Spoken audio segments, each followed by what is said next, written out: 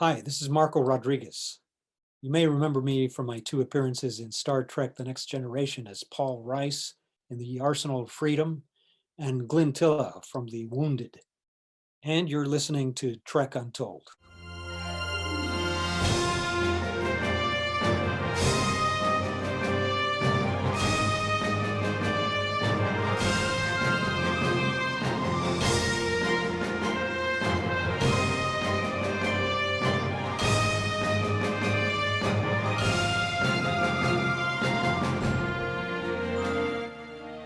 Hello and welcome back to Trek Untold, the Star Trek podcast that goes beyond the stars.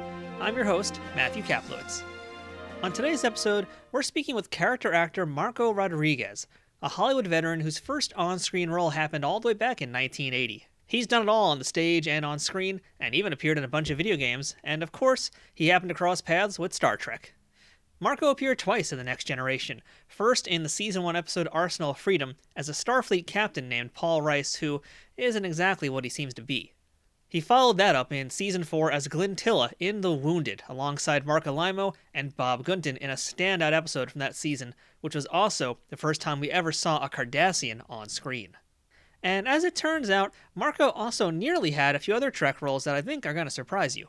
Star Trek, however, is just a small footnote in Marco's career, which spans over 100 roles, including appearances in T.J. Hooker, Hill Street Blues, MacGyver, Walker, Texas Ranger, Frasier, Seinfeld, The Crow, L.A. Law, The District, Sliders, Nash Bridges, NYPD Blue, Million Dollar Baby, Fast and Furious, Eastbound and Down, Inhumans, Veronica Mars, and many, many more. Now, I want to make a note for my YouTube audience. In this episode, you're going to see an outfit change from Marco and I. No, it's not for any dramatic purposes. We're not doing any skits or anything like that. It's because we weren't able to do the interview in one sitting due to some time constraints, but Marco was kind enough to come back and do a second part with me to make sure we got everything we needed in our chat. So as you can imagine, we cover a lot of ground in this discussion, not just about Star Trek. So with that said, let's get to know Marco Rodriguez and learn all about his time on Trek and his continuing career in Hollywood. But before we jump into our interview, I want to ask you, are you following Trek Untold on social media? It's the best way to keep up to date on who's going to be the next guest on Trek Untold and to learn all about the other cool things that are happening here. So if you're on Instagram, Facebook, or Twitter, go ahead and look up Trek Untold, all one word, and give us a follow and a like. If you'd like to help support the show monetarily, go ahead and check out teespring.com/stores/trekuntold to check out some of the merchandise we have available. This includes t-shirts, mugs, phone cases, sweatshirts, stickers, and a whole bunch more. So go ahead and check out teespring.com/stores/trekuntold. You can also support our show by visiting patreon.com/trekuntold. If you become a paid subscriber to Trek Untold, you'll get first access to the show and a chance to ask our guests questions on future episodes. But most of all, please subscribe to this show wherever you're listening to it or watching it. And if you've already done that, please also leave a review and a rating if you can.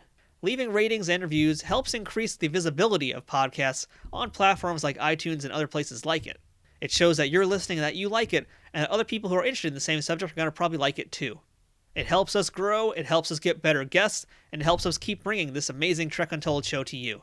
If you're already following us or have supported us in any other way, thank you, of course, for being a part of the Trek Untold family. There's a lot of Star Trek podcasts out there, and we're very grateful that you chose us to listen to. I'd also like to make a quick shout out to our friends at Triple Fiction Productions, who make some great 3D printed Star Trek inspired toys and replicas for fans of all ages and toys of all sizes. But you'll hear more about them a little later on in the show. Now, without further ado, let's beam up this week's guest. Computer, access interview file. Alright, and welcome back to Trek Untold, and now joining us on the other side of the screen today, we're speaking with Marco Rodriguez. Marco, how's it going today? Hi, I'm doing great. Thank you. Thank you for having me. It's good to be able to talk to you today. You've been in so many things. Like I was looking at your resume and, just seeing your face again, it just reminds me of so many different things I've seen you in. But running down the resume, you've been in so many things for so many decades too. A lot of stuff we're going to talk about today. But first things first, I got to ask you the question I ask all of our guests here. And Marco, what is your earliest memory of Star Trek? Earliest memory of Star Trek goes back to the 60s for the original Star Trek series. I remember, at first I really wasn't a Star Trek fan, but I would watch it after school, of course. Fridays used to come out, and it was good because I associated it with being the last day of school for the week. So yeah, those are my earliest memories of it. I know all the kids at school were really into it. They were all Trekkies. Did you consider yourself a Trekkie, or were you just more of a casual fan? No, I was a casual fan. I really wasn't into the whole sci-fi thing at the time. I was more into the World War II stuff. They had all the combats and all the all those World War II series during that time. Combat's a good show. I don't think we've ever mentioned Combat before in this podcast. So I'm glad you're the first person that has. That's a good show. Okay. Yeah, they still show it, the series. You can find it on YouTube. You can find it everywhere now. So let's take a jump back into the past here. So can you tell us where were you born, who were your parents, and what did you want to be when you grew up? Well, okay, I'm from LA. I'm an LA boy. Uh, was brought up in the San Gabriel Valley. There's a mission out here, the San Gabriel Mission, which actually recently suffered a fire. We live very close to it, and I got a brother and large extended family, Hispanic family, and ever since I was a kid, I kind of had an idea that I wanted to get into some kind of performance. I was not too clear as to which way I was going to go. My dad was a singer, and so he was in front of people all the time, and he would, he was an itinerant singer, so he would travel a lot, and we would see him perform. And I think I caught the bug probably from watching him be in performance mode, and that's how I began to actually start to do some skits and plays in my own backyard, and started to invite the locals, the kids, and the family, and charge them 25 cents or so to come and see our plays. That's how I got started. So a young entrepreneur as well as an actor. That's a smart way to do it. Yeah, well, the only way to Book go, your own right? shows. Yeah. So something we've talked about a lot with other actors who have come on the show is they said like if they watched Star Trek as a kid, they liked seeing themselves on it. So we've had a lot of people of color who've said how important Uhura was. But looking back on Star Trek and even just a lot of other shows in the '60s, '70s, there weren't a ton of Hispanic actors on screen. So Yeah. where did you draw inspiration from? Well, that's a great question. There weren't very many role models at the time, very few. I don't think that was a big issue for me because I just followed my passion. And I just thought, you know, do what you love, and the money will follow at some point. And I didn't let that become a deterrent. Now I was familiar with some of the talent of that day, like Eric Estrada, and even Ricardo Montalban with his show Fantasy Island. So there were a few that were out there, but not as many as there should have been. I don't think they had a habit of using non-Hispanic actors for a lot of Hispanic roles, and so I kind of thought, wow, that's got to change at some point, and little by little it began to change. So yeah, but I didn't let that become a deterrent. So when did you decide to pursue acting as a profession, and where did you go to improve those skills?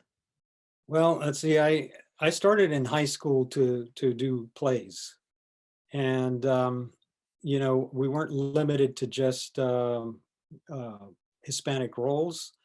I played some classic parts. I played Paul Verrill in Born Yesterday. I did some great parts in high school, and from there, I thought, I could do anything. So I decided that you know I'll pursue it in college. So I went to USC, and I got struck with a dose of practicality, and I thought, well, how am I going to actually make a living out of this? And I think a lot of it was people around you telling you, get a real job. You're really not going to get anywhere in this business. It's just too much competition. And so I decided I'd become a teacher. And there was always been sort of a social conscience um, part of me as well, that uh, kind of wanted to help the community. And I thought, well, teaching is a good thing, and so I studied Spanish and education, and I got into the LA Unified School District under a bilingual credential, and I started teaching there. Very short-lived though, because I found that it really wasn't for me. I have a lot of respect for the teaching profession, and it's never really left me. I through the years, even as an actor, I became a teaching artist at times, but back then I really felt that was not what I wanted my profession to be full time. So I decided I would pursue acting. I had already finished USC, graduated with a degree, and I decided to go back to study acting. And I went to Pasadena City College. They had a great acting program there, had some great mentors, instructors there, and did a lot of plays there as well. And from there, I thought, well, let's see how I can launch into the professional realm, and began doing what they call equity waiver plays in LA, 99-seat theaters, where you would do plays. I did some classics. Um, I did a Clifford Odets play in an old theater in Hollywood. I did Hamlet at the old Inner City Cultural Center with Glynn Turman. I did so I just began to do a lot of theater around town. So at one point, there was a huge play that was happening at the Marc Taper Forum, a professional house. And they actually cast the play, and I didn't get into it initially. But then I continued to be adamant about it. And when they were looking for some understudies because they were going to take the play to New York, I got the understudy to the lead, which was El Pachuco. El Pachuco was the main part in this play. And I got my equity card, my union card. That's what you need to start working professionally. And my professional career was launched at that point. I did, I guess, over 200 performances of the lead in El Pachuco at the Marc Taper Forum. They were going to take me to New York to do the lead there, but the play unfortunately didn't make it in New York. It closed. So that was how I got my foot in the door. It was through stage, actually. And then once I was doing the play, other professionals from Hollywood came to see it. I got an agent out of it, and then from there, the rest, as they say, is history. Started to work regularly. Now, do you remember what your first professional gig was on a TV show or in a film? Yeah, I do. It was called The Baltimore Bullet. It was a feature film starring James Coburn and Omar Sharif. I had a couple of good scenes with James Coburn, who was actually a favorite of mine from the 60s. He was in some really classic movies, and it was a thrill for me to actually be on a set with him. He was, of course, in the original Magnificent Seven with Yul Brynner in 1960. He did all the Private Eye series of features. What was it called? I think it was a Flim. In like Flim? In Like Flint, yes, exactly. And so to actually have acting scenes with him, it was I was just like blown away. That's And amazing. he shared a lot about his early start in his career. He did a lot of theater as well. Very personable, very friendly guy.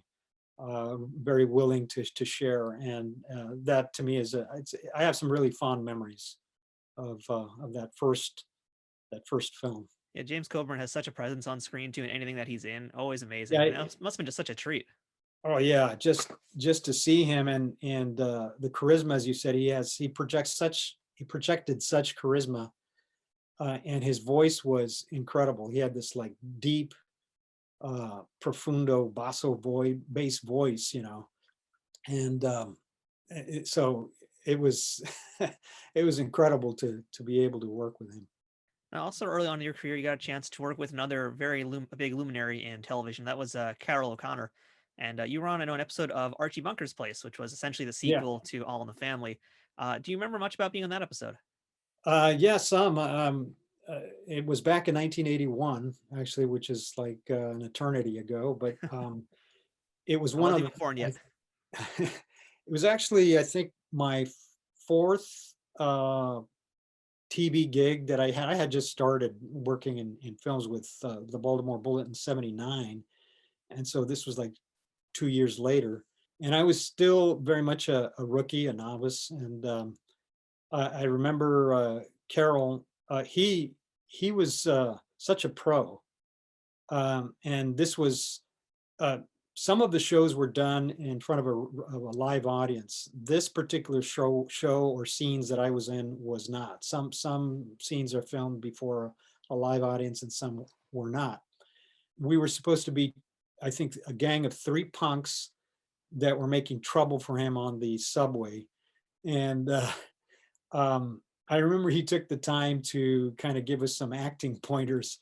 Um, he was he was quite a guy. I remember that, and to actually be in his presence and being in a scene with him was a real treat as well.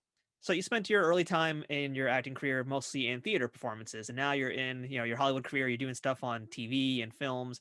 So what did you learn about your acting skills, or what did you have to change about your acting abilities to better Oh fit the yeah, format of, live audience looking at you versus a camera lens looking at you? I really had to learn, I think, to tone down my performance, because on stage you have to project a character to the back row in a theater, and so and still remain, believable.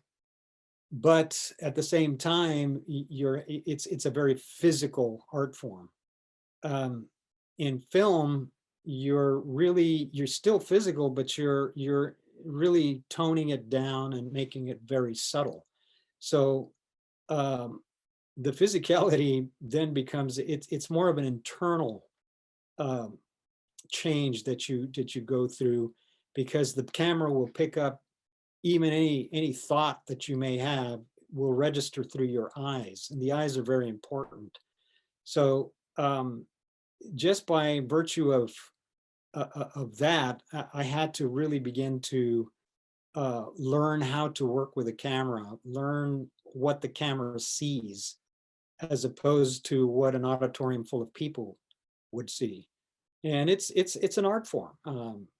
Some actors will say, there's really no difference, and in some ways there isn't. The acting is acting. You want to make your character as believable as possible, and you build that on yourself, who you are, your person. You don't try to create some fake caricature or character. You base that on your feelings and your emotions and your experiences. Those still have to come through on stage, but they come through in a much more subtle fashion on film. That's the biggest difference, I would say. So a lot of your early roles, unfortunately, they're very much kind of one type of thing. And this is kind of, I think, a problem with Hollywood, especially in that era, and we're still seeing it today. For the most part, it looked like a lot of your gigs were Marco Rodriguez, the thug, Marco Rodriguez, the gangbanger kind of thing. And so, I want to talk to you about another one of your roles, but I just watched the episode, and again, you're basically a street punk kind of character, and that's TJ Hooker. And of course, we got to talk about TJ Hooker because that's got the William Shatner connection. So Right. yeah, so what do you remember about, if anything at all, working with Shatner? And we'll save the discussion for being the street thug again a little bit later on in this interview. But yeah, what do you remember about working with Shatner?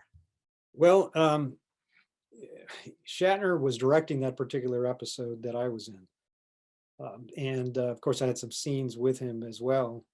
Um, but I really enjoyed working with William Shatner. He actually had seen the play Zoot Suit that I was in, and it may have had something to do with him actually casting me in this particular part, because he spoke to me. He was very he was actually thrilled that I was doing this TJ Hooker episode, um, because he had seen the show, as I say, and he loved Zoot Suit. He loved this particular character, and the character I played in this, I guess, was somewhat similar to this. Had that swagger that El Pachuco in the play had.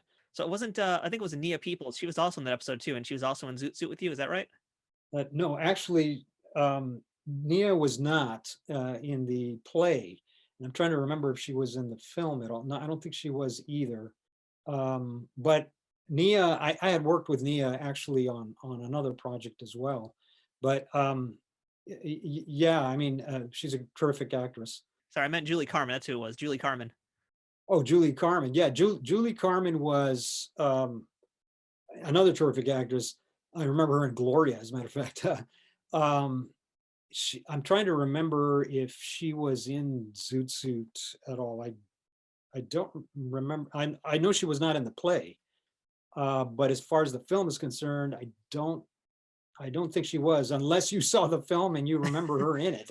She did the off-Broadway version. Maybe it was before you were in it or something else. So she was doing it in New York. Oh, maybe that's what it was. I guess I'm not. So Shatner basically pulled everybody who did Zoot Suit for this episode. Yeah, well, there was another. I thought you were going to mention this other actor who was in Zoot Suit with me, and has remained good friends with me since then. His name is Sal Lopez, and Sal played my nemesis, I think, on that particular show for T.J. Hooker, and had a prominent role in Zoot Suit as well. Another terrific actor who's been in the business as long as I. We both got our starts together. And in fact, another, if I recall correctly, another actor was in that as well. Tony Plana was also in that particular episode. So there was quite a few, as you say. I guess he did cast quite a few of that cast that were in the original play. For whatever reason, it definitely drew his attention. So good on all you guys for doing that. I mean, so hey, I'm sorry to interrupt you before get us a little bit off topic here, but can you give us a little bit more about working with Shatner? How was he as a director, especially because that's got to be kind of intimidating. Yeah, he was he was a good director. He was very precise. I remember we'd come on the set and and of course this is television, and being that he had quite a history in television, I'm sure that this is what made him the type of director he is. He was very precise, had us marked out with all of the marks where we were supposed to go, and really, wanted us to be very precise and stick to the marks and to the direction that he would give us. But he was.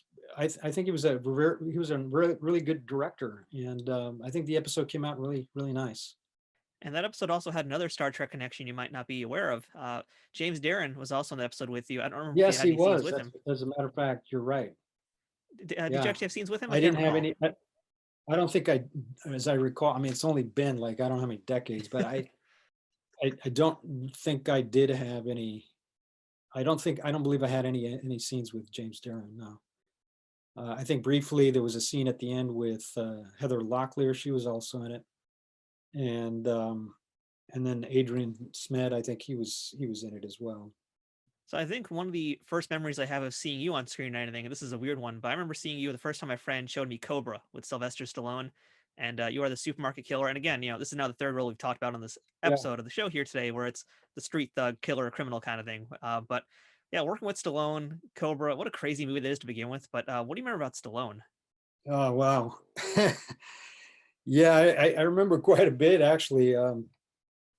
In fact, there was a very famous line in that movie, which kind of has survived to this day, I think, for Cobra buffs and for Stallone fans. He called me the disease in this movie, and I was the supermarket killer, as you said in the very beginning of the film. And they began putting the name the disease even after I worked on the film Cobra. They began putting it on my dressing rooms, the disease. It kind of stuck as a as a nickname for few years after that, after I'd done Cobra. But that's where it came from. Sylvester Stallone was at the height, I guess, of his stardom back then. And so I remember everybody was in awe of him on the set. And, he was very professional, had an entourage of bodyguards and people around him all the time. And I remember there was a Romanian director, he's deceased now, George Cosmatos was the director. He was a director that, as I said, was from Romania, but could not speak English very well. And so the communication was kind of difficult when he'd want me to do something. He couldn't really communicate it great. So sometimes he'd get all flustered and start screaming on the set. I remember, and he was quite a character, William Cosmatos.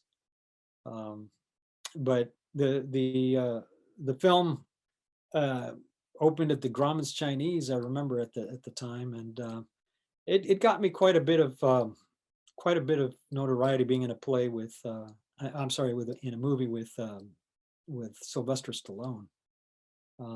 So it was good for my career at the time. It was good for your career being shot up by Sylvester Stallone. It's such a Yeah, weird thing to say, but it's true. yeah, yeah, it was.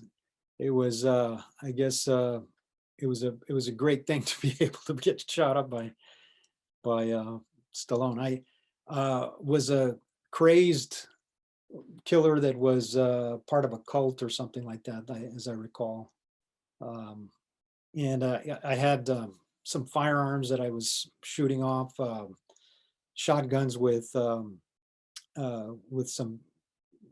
loads, full loads. They call them full loads. So you get like half loads, quarter loads, and full loads. So the full loads are blanks, but they're very, very loud. And I remember working a lot with the firearms expert and shooting those off, shooting at a lot of food and a lot of cereals, and it was quite interesting. Marco, I've got a really obscure one for you, and this is a show I've only learned about Yeah. while doing this podcast, actually. That was a detective show starring Pat Morita called Ohara, and I think you're the second person Oh, on yeah, the show yeah. who's been in that show. Do you remember anything about it? I can't find any episodes of this thing out there anywhere. I'm just so curious about what the heck Ohara is. Well, Ohara was a police show, and it was done like it was only lasted a couple of seasons. I think it was. You'll see it on IMDb. It started, I think, with Pat Morita. He was playing, I think, a lieutenant policeman, and then it kind of morphed into he was playing a detective for the second season. And I came in, I think, I believe it was the second season, and it also starred another Latino actor by the name of Richard Iniguez. He was in it, and Rachel, if I think her name is Tickerton, she was also in it. They were series regulars, and in fact, in the episode that was called Jesse that I was in, I co-starred with another Latina actress that went on to Star Trek fame as well. That was Roxann Dawson, who she was just barely starting at the time, and we had she was playing my girlfriend, I remember, in this particular episode, and I was the gang banger that was released from prison and tried to get control of the gang again, and was up to my old nefarious tricks, and got into trouble with the law again. And so it was, yes, in the vein of the bad guy. I was playing a lot of those guys back then, but I thought it was an interesting connection there with Star Trek, because Roxann would later, of course, be be on this Star Trek series Voyager. So you got Mr. Miyagi and Lieutenant Torres from Voyager. That's pretty great. That's pretty great day's work right there. Yeah, yeah. It's I always say that this business is a great example of the old adage, 6 degrees of separation, because you never know who you're going to work with and who those people actually worked with. And when I think about it, we go back to James Coburn, and having worked with James Coburn in a 6 degrees separation kind of a way. I was around Yul Brynner, and I was around so many other people, because that connects, his presence connects with so many other actors that are icons in the business. So I think one of the roles I also want to talk to you about today is from The Crow. You were Detective Torres in The Crow, cult classic. Such an interesting experience of a film. I just rewatched it again for this interview, and it's been a while since I've seen it. I forgot just what I'm trying to find the words for The Crow. It's just like such an experience to watch. That's the best thing I can say about it. Not in a bad way, but yeah, just such a unique kind of film. So yeah, you were Yeah, Detective Torres rather, and you spent pretty much I think all of your scenes right. with Ernie Hudson, who's one of my favorites. I've met him a bunch of times at That's conventions. right. Really very underrated actor, I feel like. But can you tell us about what it's like working with Ernie Hudson? Ernie Ernie Hudson. Actually, I worked a couple of times with him, and at one point we actually had the same agent. Um, so yeah, we kind of had a history together. I first worked with Ernie in a TV made for TV movie called Women of San Quentin, where I played an inmate there, and he was an inmate with the opposite gang in there. And but in the Crow, getting back to the Crow, yes, most of my scenes were with him, and I was his superior, his uh, superior officer in the police force there. And that film was, it had it was bittersweet, obviously, because Brandon Lee, um, as you're very well familiar with the story, was killed as a result of an errant blank that was fired. And I remember actually uh, finishing my part in the show, and which was shot in Wilmington, North Carolina, and coming home, and then suddenly a couple of weeks later, reading in the paper that he had been tragically killed. And I was just shocked when I read that. I had met him one time on the set, and shook his hand, and he seemed like such a great kid, and did an incredible job in that film. And I think that film, no doubt, would have launched a wonderful career for him had it not been for his untimely death. Um, but um, Ernie Hudson was a great guy to work with. He's a very professional actor, and has had quite a quite a lot of longevity in his career as well. It's been around a long time. The reason I'm like trying to find words to describe my thoughts on The Crow is because it's like such an underground kind of film that made its way into the mainstream, and it's so just dark, gritty, grimy, bittersweet, as you said, was a great Yes. word for it. Just what an interesting movie to be Yeah. a part of. It just it feels like a modern noir film in a lot of ways.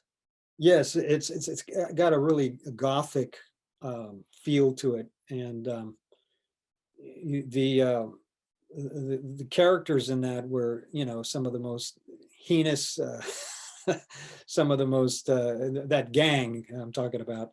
In fact, when I originally read for that film for the director, Alex Proyas, he actually read for the part that was played by Michael Wincott, who was the main character, the guy with the really long hair, who did a fabulous job in the film. He was terrific. And so when he got the part, and I figured, well, I'm not in this film, but I got a call from the director. Actually, he called me, wanted to talk to me about doing another part. And it turned out to be this Detective Torres role. And he convinced me to be a part of the project. It wasn't as large of a part, but um, the script and the fact that it was being taken from a comic book series and being made into a film they were starting to do that back then. Now with Marvel, I mean, it's just become a regular thing to do now. But back then, that was one of the first ones that made that transfer from the comic book series to the film. So I was glad I did the role. It was a good experience. Again, a bittersweet one, but it was a good one. It's a real genre kind of breaking film as well in just so many ways. And like you mentioned, yeah, I mean, it's a comic book adaptation. It's also a pretty loyal adaptation. So, ahead of its time in a lot of ways as well. But just to kind of follow up on, Yeah. on Ernie Hudson, I was just listening to an episode of Leonard Maltin's podcast, Maltin on Movies, and Ernie was a guest. And he made a comment about how he's been doing a lot more theater things and how much he loves to do work on stage. Uh-huh. And he Yeah. said that, he wishes he could act on stage in theater and plays much more often. But the problem is the fact that, he'll jump onto a play, but then he'll get a movie role and it takes months to do movies. He can't make the commitment. And more importantly, the Right. movies pay much better than theater. So, what's Yeah. your take on that? I mean, if you had your ideal choice, would you rather be on stage or would you rather be doing films and TV shows? Well, I mean, I think you hit the nail right on the head. It's a very common feeling that we actors have. We, our first love was theater, or is theater, and were it not for the fact that the pay is not as good as you can make in films, we would probably do a lot more. And there's also a little thing called residuals that which are like royalties that you get once you do some of this work on television and on film that bring in an income to you for years after you've done the project. And so that's another reason why it does pay more monetarily. It does pay more to do films than it does to do theater. But there is that passion that a lot of actors have because they started in the theater and they still strive to do it and still want to do it. And it's the same with me. I would love to do more theater, but sometimes it's just not economically feasible for me to do it. And when I do it, I'm always thinking, well, if this particular project goes through, it's just like Ernie said, I might not, there'll be a conflict. I might not be able to do it. So you're always kind of trying to juggle both things. So what I do is I try to get involved with like short-term projects, which are like readings, theatrical readings, those projects that are not don't have a really long commitment. So that enables you to be able to do a little bit of the theatrical side of it. I have one coming up pretty soon that is a reading that we're going to be doing on Zoom. It's about the formation of the local 11 hotel union, and it's a fine piece that tells the story of how this union, or not the union itself, but how these employees were unionized, and most of them were Latinos, and so they've dramatized it, and we're going to be putting it on Zoom, and it's a short-term commitment, so it's not something that is going to take a long time. So ultimately, the theater kind of feeds your soul, and the movie and film Yeah. stuff feeds your wallet. Yes, yeah, that's kind of what happens. Trek Untold will return momentarily. Trek Untold is brought to you by Triple Fiction Productions. If you're a Star Trek cosplayer looking for props, or toy collector looking to spice up your shelves, Triple Fiction Productions has you covered. Triple Fiction Productions produces affordable and unique 3D printed Trek-inspired products from the original series, Next Generation, Deep Space Nine, Voyager, Enterprise, and the movies. You can expect the same amount of care and attention to detail in any of the items in their catalog, whether it's a prop replica for use in a fan film, or a part of a cosplay, or accessories and playsets for figures from Playmates, Migos, or Diamond Select. Own your very own tricorder or phaser rifle with working lights, the bridge of the Enterprise E for your Playmates figures, or any other item from countless species and ships from the Star Trek universe. All products are 3D printed in the USA and are constantly evolving and improving based on fan feedback. To learn more about their products, visit them at triple-fictionproductions.net or on Facebook at facebook.com/triplefictionproductions. Triple Fiction Productions, taking Star Trek where no 3D printer has gone before. Hi, I'm Jonathan Frakes. If you're of a certain age, you may remember me as Commander Riker from Star Trek The Next Generation. And my wonderful brother Daniel died with pancreatic cancer 24 years ago. They opened him up, they diagnosed, they said, "You've got 6 months to live." And that was it. He died 4 months later. And at that time, there was a 3% survival rate. Since then, we've grown to the embarrassingly high number of 10%. But a dear friend of mine, and probably all of yours, Kitty Swink, is one of those 10%. She has survived pancreatic cancer for 17 going on 18 years. Pancreatic cancer is the third leading cause of cancer-related deaths in the United States, with a 5-year survival rate. That's just 10%. And more than 60,000 Americans are estimated to be diagnosed with pancreatic cancer in 2021.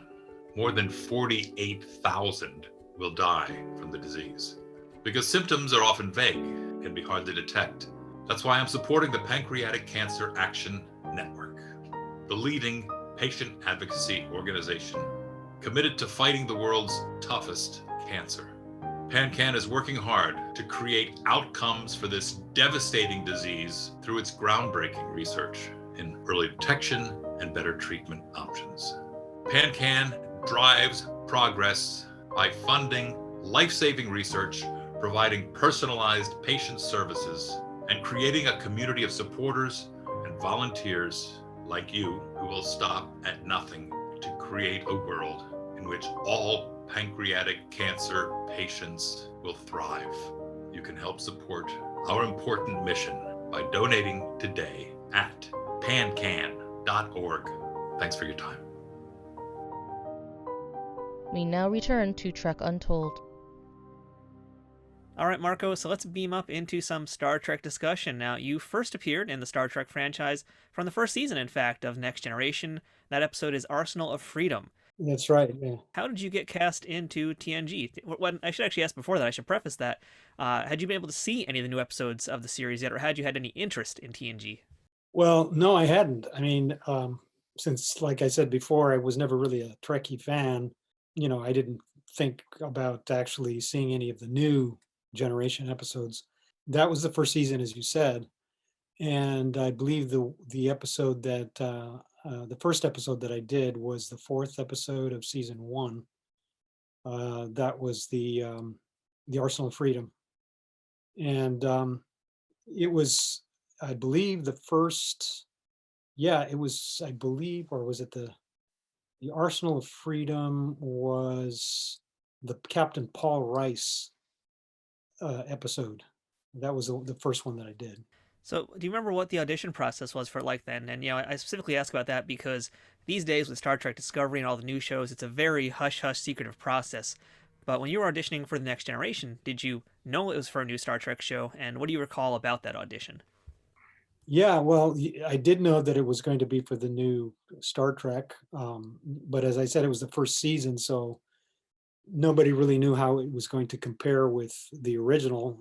In fact, as I hear, some of the original people that were involved with the original Star Trek were not too high on it yet. They didn't want to really associate themselves with it yet, until it had a track record and had some success. So I was just called into the audition like any other show, and it was over at Paramount. Auditioned for it, and I happened to get this one, so was able to to meet the cast, and I didn't really know who they were because it was, I mean, the first season, the fourth episode, I guess that nobody really knew anything about it, that much about it. And I got to know Jonathan Frakes while I was on there. In fact, our dressing rooms were near each other, and so he got to talking to me about the new Star Trek, and he was really high on it. Of course, he's a regular, so he was really enthusiastic about being a regular on something like that, and was looking forward to a long run, which they weren't sure what was going to happen with it. So it turned out, ran for 7 years. So I think it was 7 years. That particular episode was like I said, the Paul Rice episode, and it was just a brief scene. And it's interesting how how much how um, how much publicity it got actually through the years.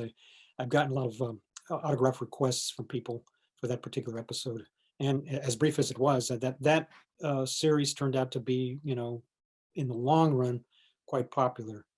And so it spawned, of course, the succeeding series, the ones that followed after that, which have been quite a few.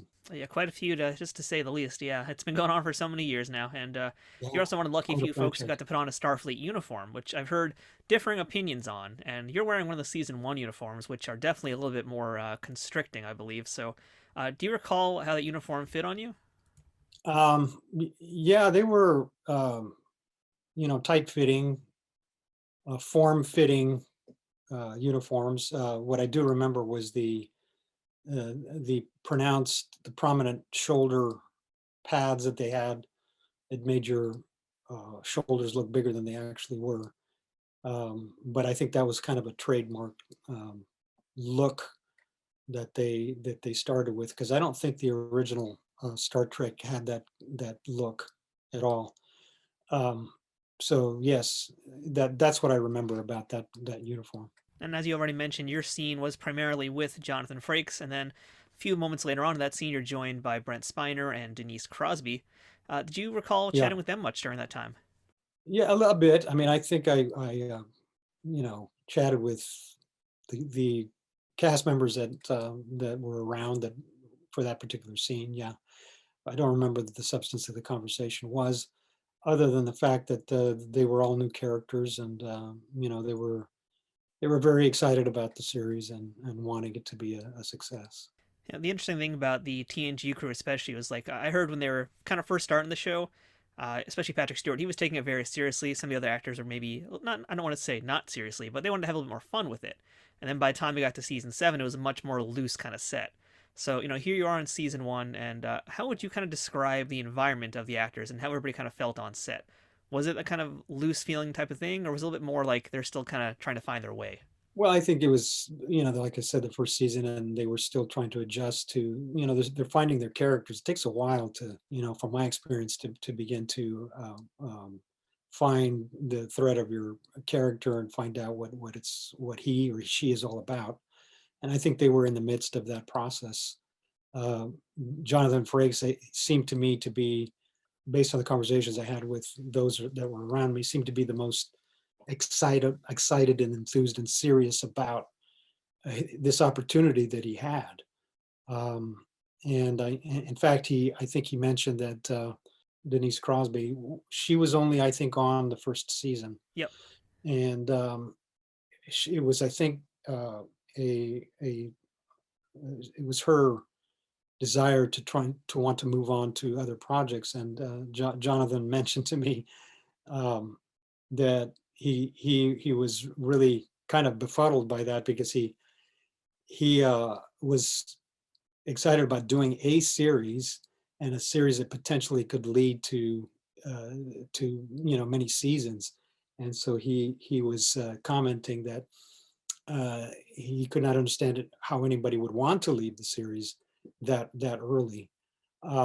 He was just very excited about the opportunity he got, I think, that he had. Now, this episode is also notable because it's got Vincent Schiavelli. He's one of my favorite character actors, and he's unfortunately no longer with us, passed away quite some time ago, sadly. Wow. I'm wondering if you were on set any of the days that Vincent was there. I know you didn't share any scenes with him in this production, but were you there around when he was doing his thing, or had you interacted with him ever in any other shows or films? No, no, I did not. I was not involved with any scenes, and the way they stagger their scenes, they're not always, the cast is not always present when your scenes are being shot if they don't involve them. So um, some of the cast members I did not meet. I think for that particular episode, I don't think I met Patrick. Um, Basically, that was the only scene I was in. So whoever was in that scene, that was it. Those were the only people that I had contact with. Now, when the episode aired on television, did you watch it? Yeah, yeah, I did. I watched it. I was curious to see how it would compare with the original series. It was interesting because the way it was being broadcast at the time was very much in the formula of um, how would I put it? They didn't have a given, I think, time slot. They could show it at various times during the week, and so you could see it, like, I think when I saw it, it was on a Sunday or something, but it wasn't like it was being shown at a particular time every week. And that I do remember. But yeah, it was very slick. It was for the time. I mean, some of the optics that they were using, and some of the special effects, compared to today, of course, are a bit dated. But uh, for the time, they were pretty slick in comparison to the original Star Trek, which, as you examine nowadays, as you look at it in retrospect, it's I mean, it was, some of these special effects were not as they were a bit, they looked a bit hokey at the time, but um, that was before the CGI and all that took hold. And we're about to jump in to talk about your second appearance in the franchise, but I do want to actually check out one thing because, in this episode, you're not on the set of the Enterprise. You are in the next episode that you do, but did you actually have a chance on that very first episode that you did to see the Enterprise bridge and walk around on it, or were you kind of just in that other studio I don't that remember had actually the if I forest? actually if I actually went on set. I know that we were shooting on one of the stages that had um, it was an interior uh, stage. Of course, we were in the stage, but they had it. They had all of the jungle plants and everything in there to make it look like it was an exterior shot. And that particular set was not, as I recall, was not near the set where the Enterprise was. So I don't believe I actually got a chance to check that set out. Yeah, but you definitely got a lot more time to check it out in your return episode, which was from season 4, the episode The Yeah, Wounded, a very, very good episode from that season. And this yeah, it time around, you're was. spending a lot more time around the principal crew. You're on the actual bridge, as we mentioned.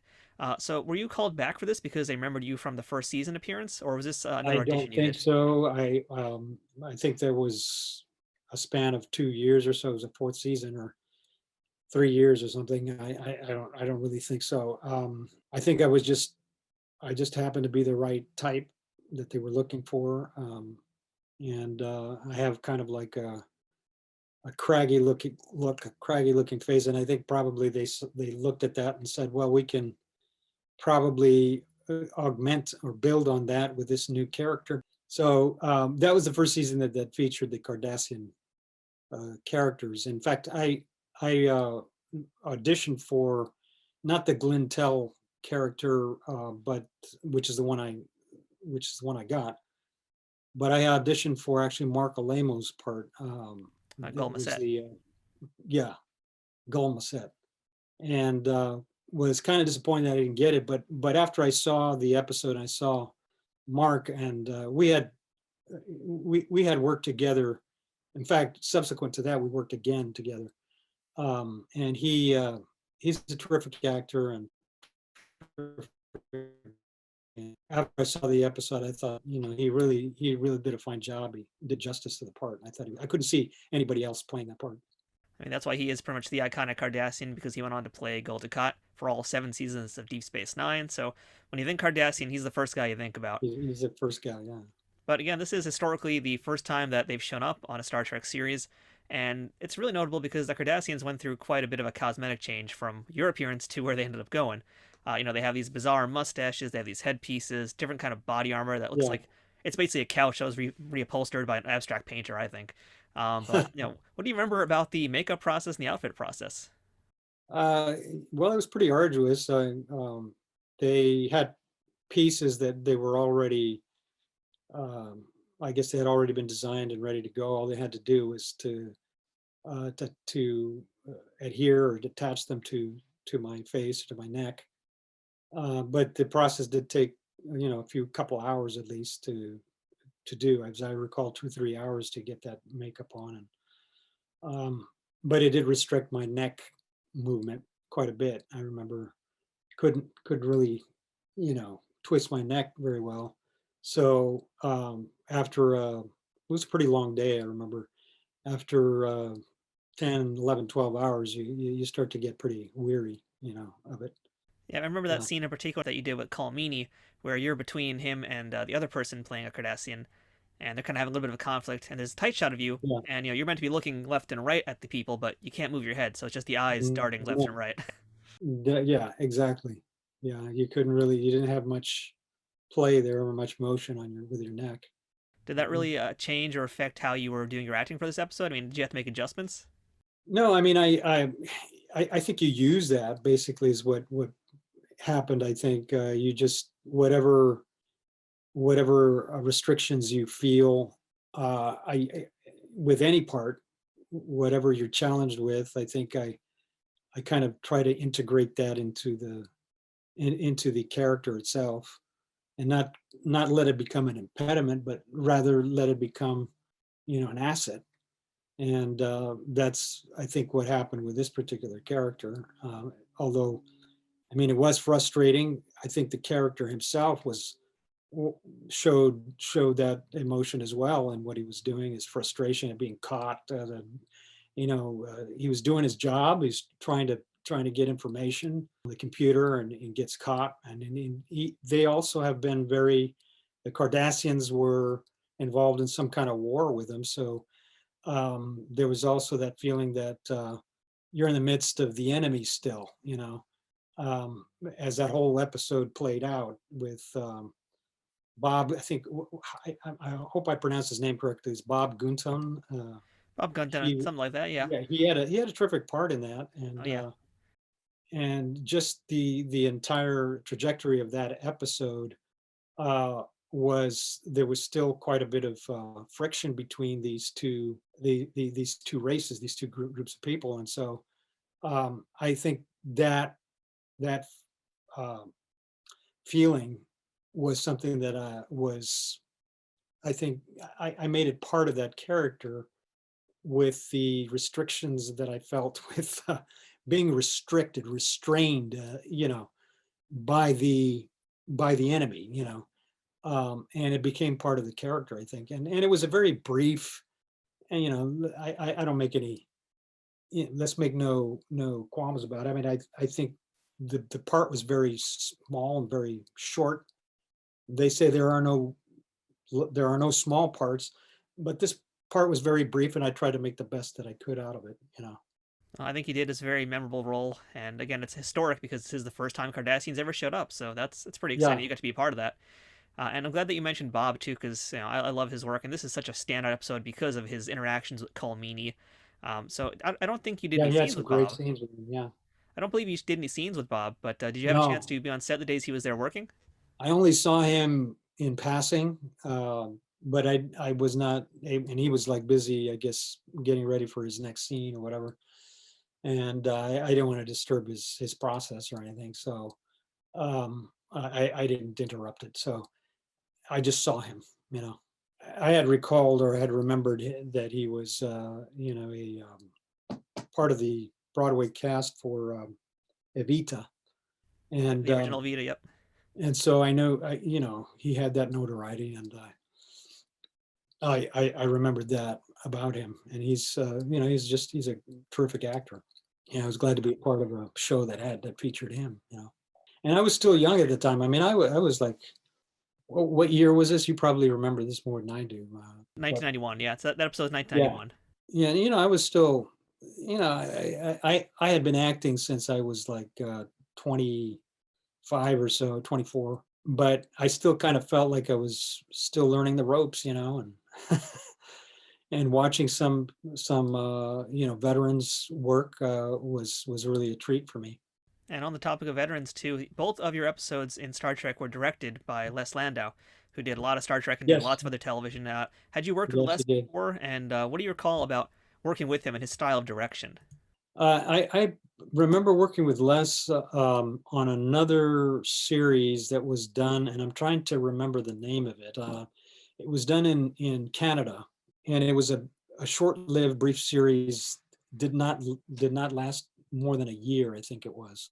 I don't remember. I wish I remembered the name of the episode. I don't have the.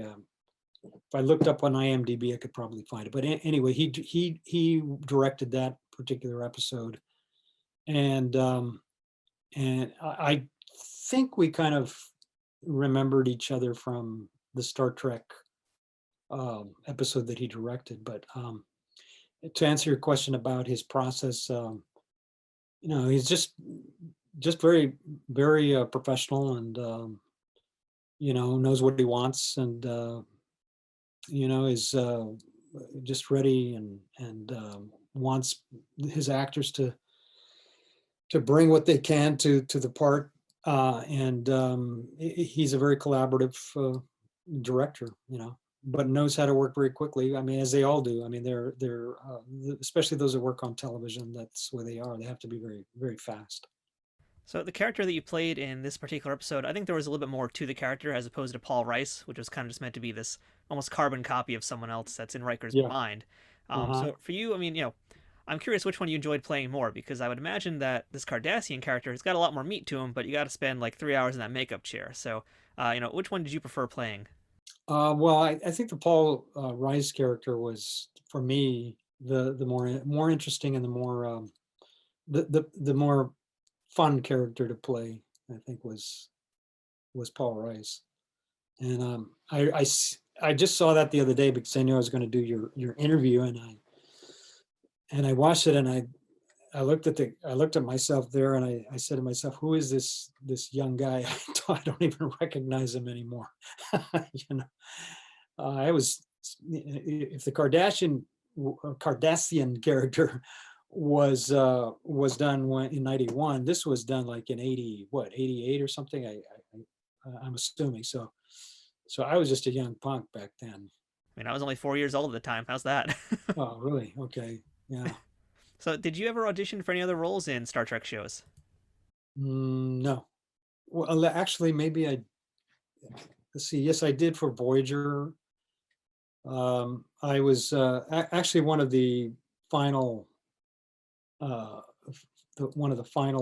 finalists, I should say, for the Chakotay character on Voyager.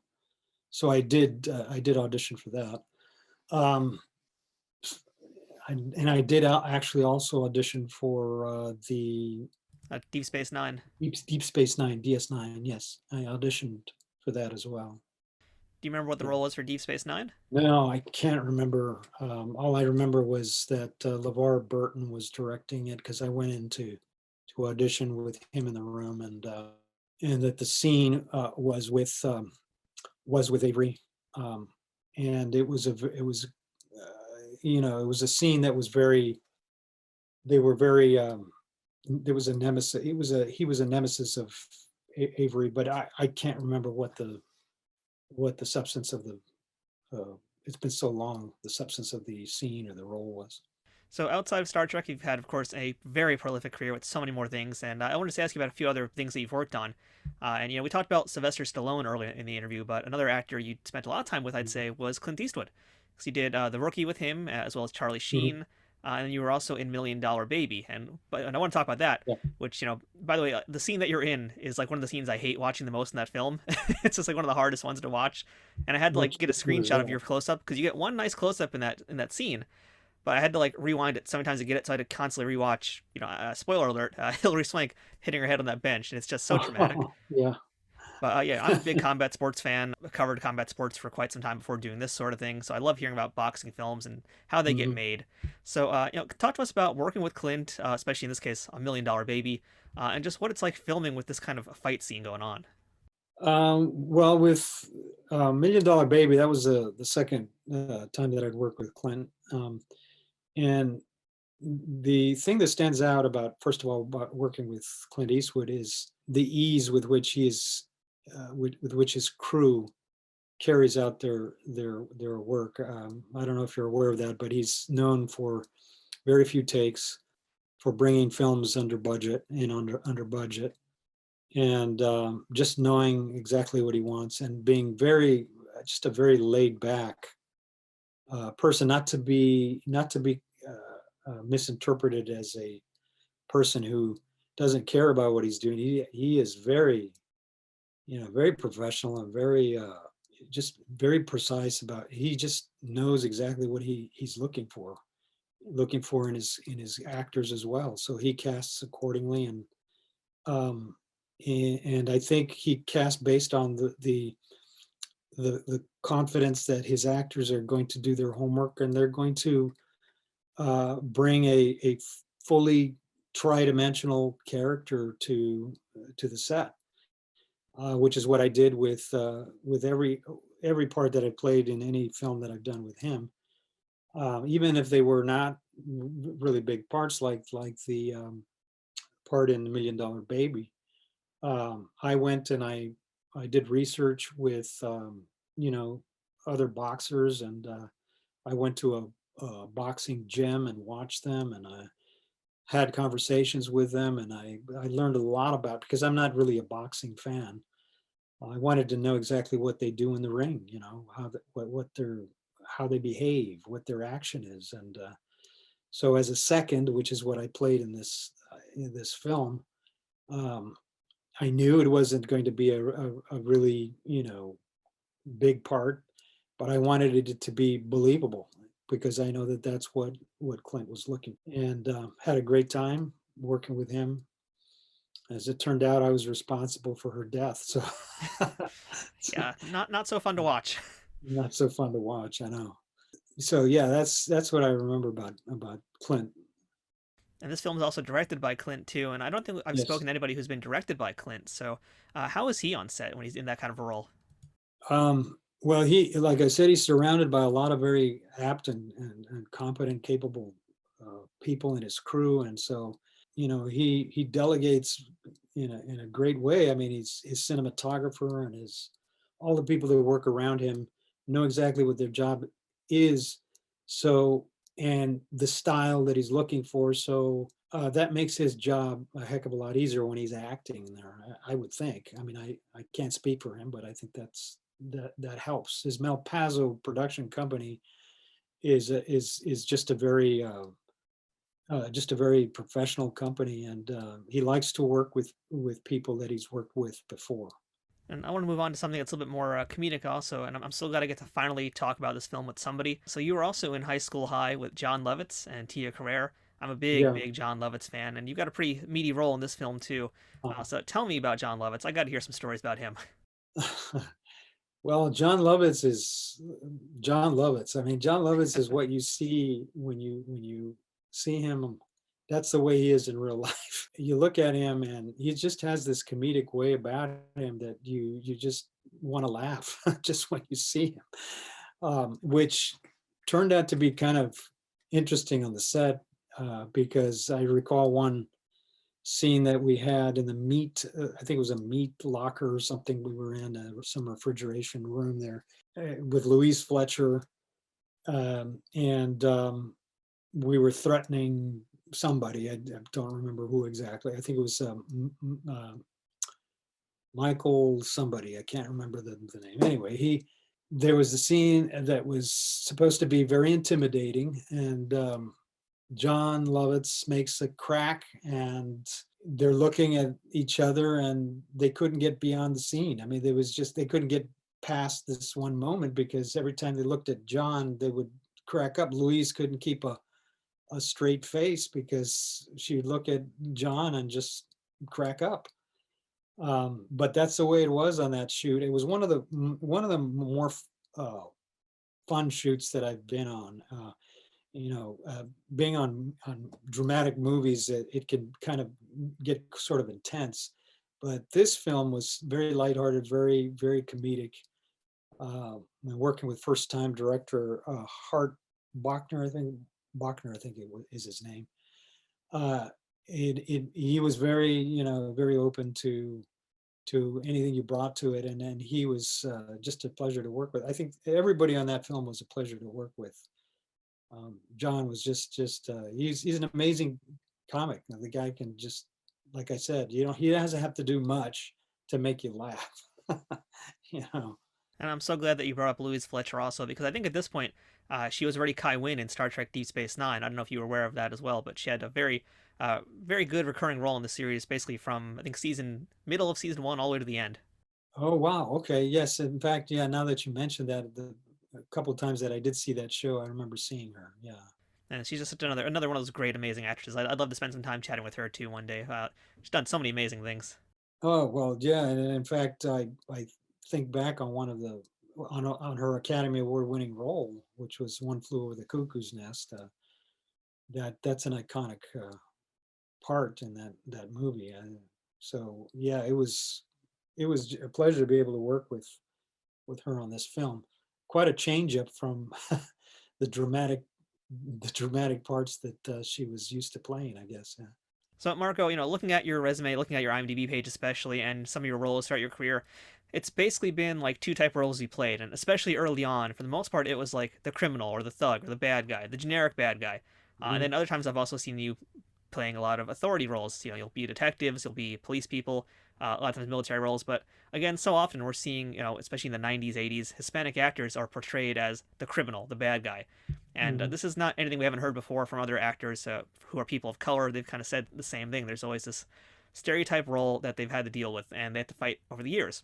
Case in point, I would have loved to have asked you about your Seinfeld episode, but that's, looking back on it, pretty horribly racist, so I don't want to go there. But yeah, what's it been like for you as an actor to be trying to come up in this industry and really having to just swim upstream this whole time to try and find roles that aren't just these horrible stereotypes? It's like I said, it has been a challenging thing to try to deal with and overcome. But at the same time, I've tried to maintain a healthy perspective throughout it, because you want to work and you want to bring the best that you can. So even within the restrictions of that stereotype, you want to take every opportunity to flesh out and to create a real live human being. And I think that that's what's at the crux of the problem. I think is that even is with a stereotype, you're only seeing one side of it. And when you say bad guys and being portrayed as a bad guy through most of your career, yeah, that can get kind of monotonous after a while, especially when you're only seeing Hispanics portrayed that way. But within that that genre of character, I try to instill some kind of humanity and some kind of sensitivity to the part itself, so that people see that, what, he can be a bad guy, but he is a human being. He has emotions. He's real. So I've tried to channel, let's put it that way, my energy in a positive direction, because you're not going to change the system overnight. It's been systemic. It's been that way for a long time. And although we've made some strides, it's been an uphill climb. I mean, look at the Academy Awards, look at the Golden Globes, look at even this year, how many Latinos were nominated or were even considered, and although they're looking at it globally now, I think the Latino U.S. born here in the United States has had a particularly challenging situation because he's trying to make an imprint. He's trying to make he's trying to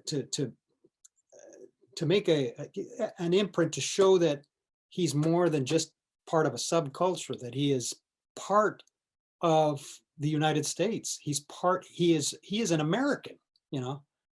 So I hope I answered your question. I mean, it's just been it's been challenging, but I've tried to make it as positive and as possible throughout my career, you know?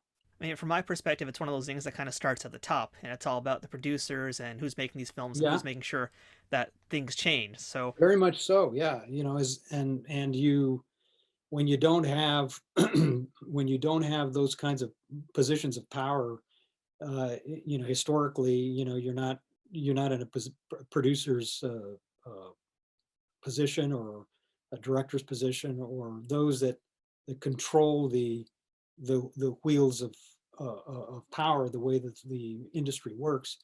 It's kind of hard to get your projects done, you know. But I've had you know, they've been far and few between. But you know, I've had a few moments there that with nondescript roles that happen to be Hispanic, yes, but that's not the central. That's not the central main characteristic for the character. And you know, I recall one great part that I had, which was for American Playhouse for PBS. That was And the Earth Did Not Swallow Him. That was a part about migrant workers during the 50s, and it shed a lot of light on their dilemma. And in fact, not a whole lot has changed between the 50s and now in terms of the plight of the migrant worker. But I just thought it was a great opportunity because it showed the humanity of these people, which are so often portrayed as people that, you know, these soulless people that, you know, they don't have aspirations. They don't have the same kind of human emotions that those from the mainstream society might. But they're portrayed as real human beings. So yeah, like I said, I've had those opportunities now and then, and yet they haven't been projects that have achieved a lot of notoriety per se, but they have brought me some very rewarding experiences. you brought up a great point about having these characters not be defined by their ethnicity and making them into these fully fleshed out three-dimensional characters. But, you know, representation is something that matters. And if you look at the lens of Star Trek, for example, with this matter, and this actually goes hand in hand also with Asian actors in Star Trek, there's so Yeah, few of them. And, you know, I imagine it's maybe endemic of what the industry was like in the 80s and 90s. But here we are in right. 2021. Have things really gotten better? Have things improved, would you say? Yes, I mean, I think definitely they have. They haven't gotten as far as I think a lot of us would like it to be. But compared to what it was uh, when I first started, I mean, it was like, I look at some of the stuff that I did, you know, the early stuff I did, and in retrospect, I see that and I go like, wow, I mean, that's pretty stereotypical stuff. And although, you know, it kind of morphs into, you know, the old westerns were the bandidos, and that kind of morphed into the narco traffickers and so forth. So they just kind of changed the label and the title. But you are beginning to see a few strides here and there with some projects that are very worthy, you know, worthwhile.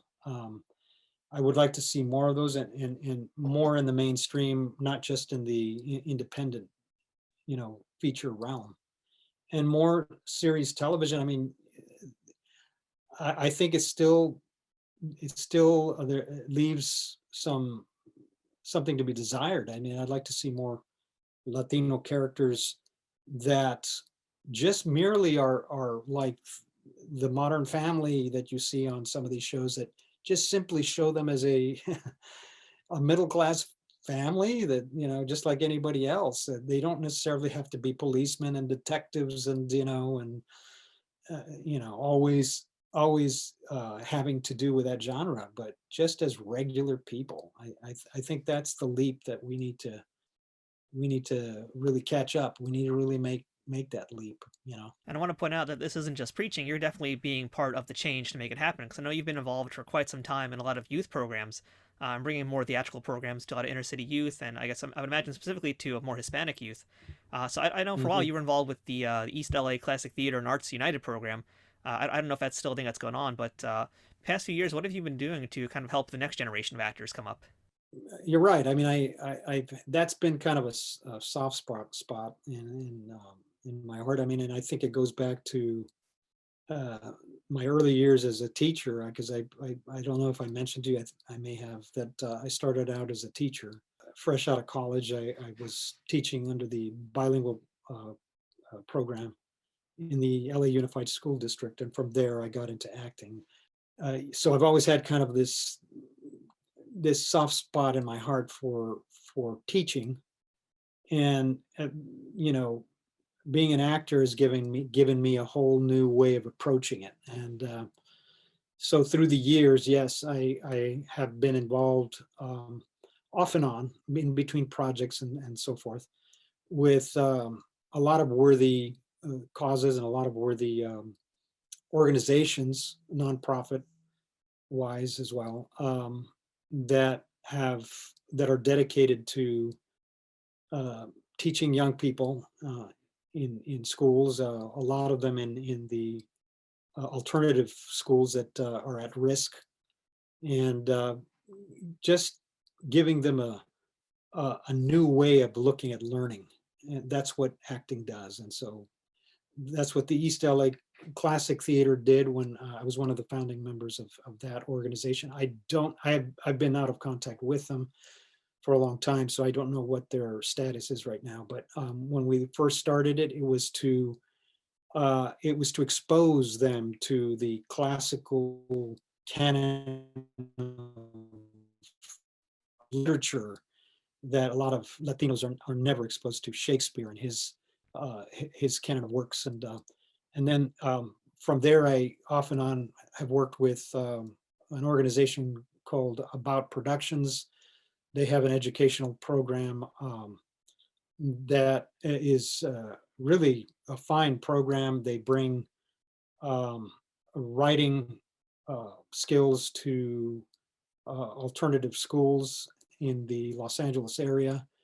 I worked with quite a few of those schools in the last few years. I'm not currently active with them either, but it is a great program because what they do is they help these kids tell their stories of their experiences in their neighborhoods and their families, and script them, and then they're performed with professional actors as well. So it gives them a taste of what it's of performance. It's very interdisciplinary.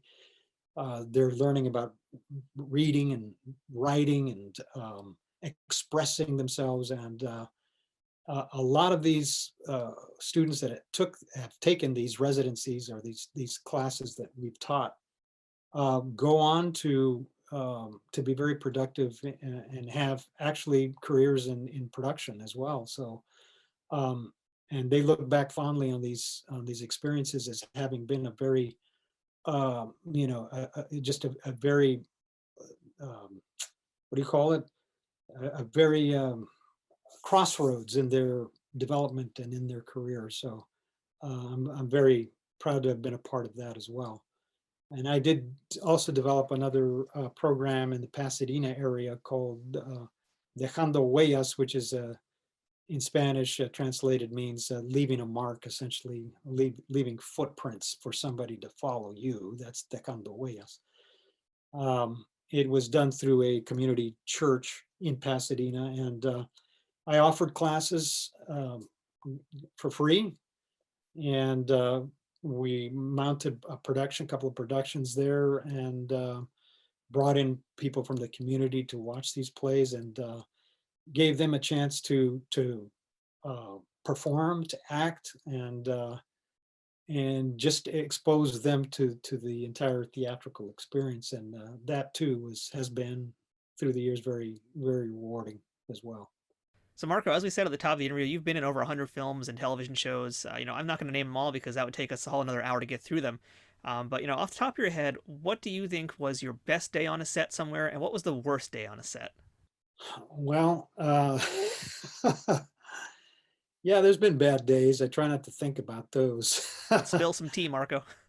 Well, I'll start with the good days. I mean, I think I think the good moments that I've had were I would note the experiences that I had with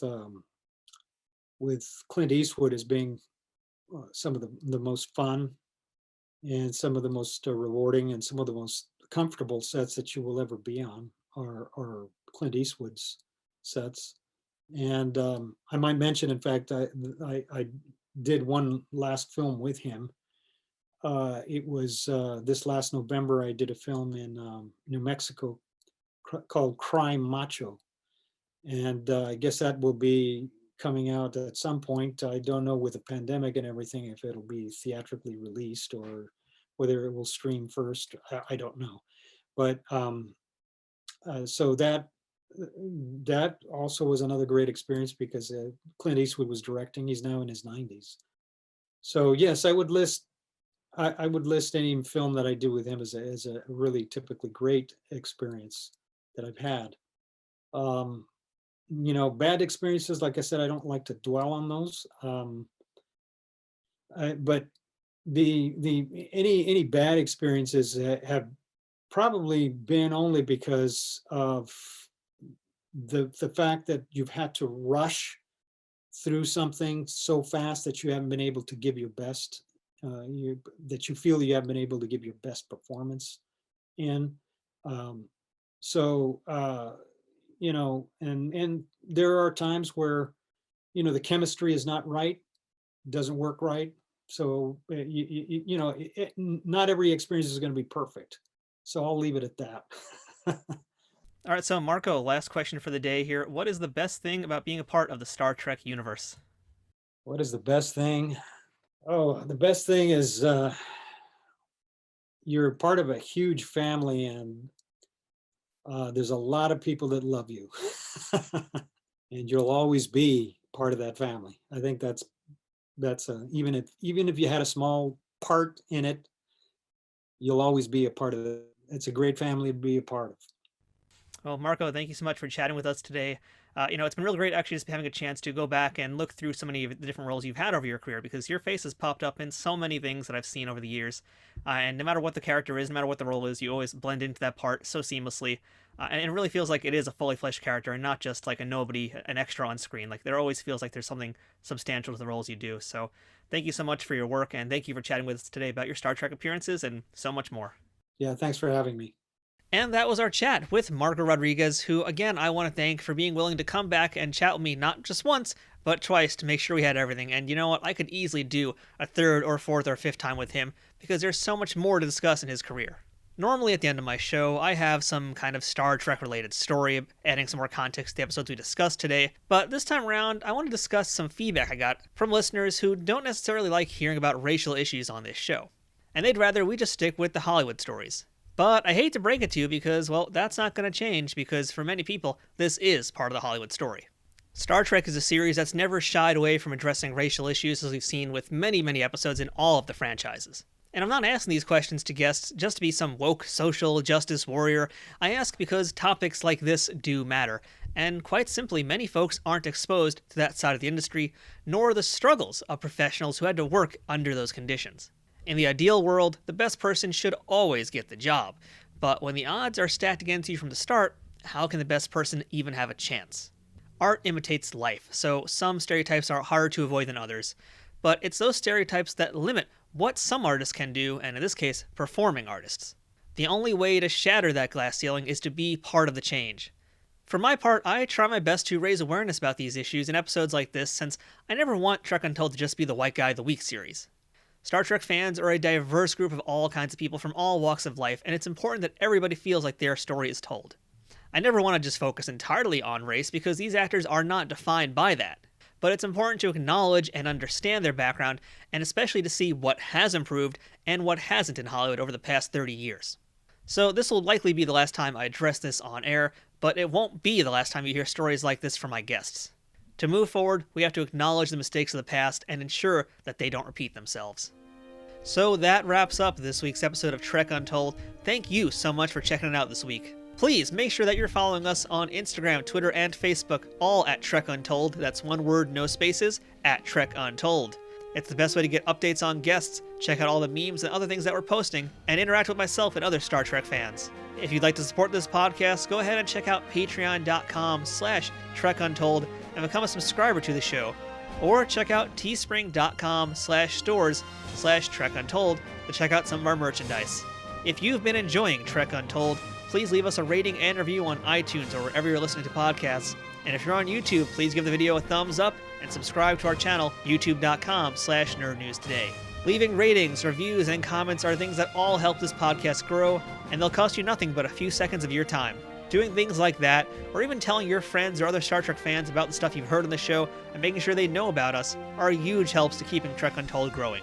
Thank you once again to our sponsor, Triple Fiction Productions. Go ahead and check them out at triple-fictionproductions.net. If you'd like to send us some feedback about this episode, suggest a guest, or ask to be booked on the show, go ahead and send me an email at trekuntold@gmail.com. And of course, thanks to listeners like you for choosing Trek Untold and making it your weekly Star Trek podcast. This has been Trek Untold. I'm Matthew Kaplowitz, and until next time, fortune favors the bold. Trek Untold is sponsored by TrekSphere.com, promoting fan-produced Star Trek content in all forms, is powered by the RageWorks podcasting network, and is affiliated with Nerd News Today.